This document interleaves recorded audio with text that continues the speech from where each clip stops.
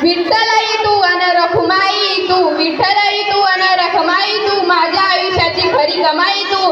आईची माया जशी शीतल सावली, वडिलांचे कष्ट म्हणजे कडक उन्हातली सावली.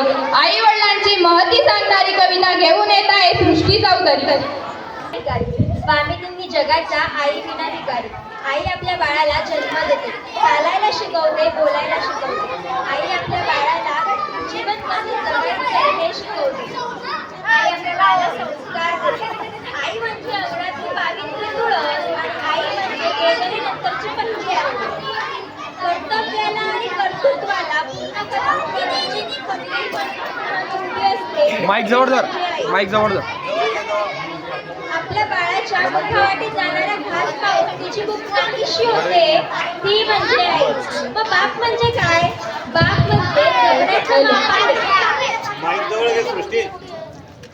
बाप म्हणजे जगण्याचं माप आहे, पाठीवरची थाप आहे. कधी रागावला तरी त्याची माया अमाप आहे, तो म्हणजे बाप आहे. बाप म्हणजे ध्येयाकडे नेणारी शिडी आहे. बाप म्हणजे ध्येयाकडे नेणारी शिडी आहे, संकटातून पार करणारी ओढी आहे. तो कितीही तिखट वागला तरी आयुष्यभराची गोडी आहे. बाप म्हणजे शिस्तबद्ध धाक आहे. बाप म्हणजे शिस्तबद्ध धाक आहे, जगणं आपोआप आहे. आयुष्याच्या समुद्रात दीपस्तंभाची झाक आहे, तो म्हणजे बाप आहे. शेवटचं वाक्य सांगते. हे दोघंही आपल्या आयुष्यात असताना आपल्याला त्यांची किंमत कधीच कळत नाही, पण हे दोघंही आपल्या आयुष्यातून निघून गेल्यावर कशालाच किंमत उरत नाही ना, त्यांना आई वडील म्हणतात बरं का.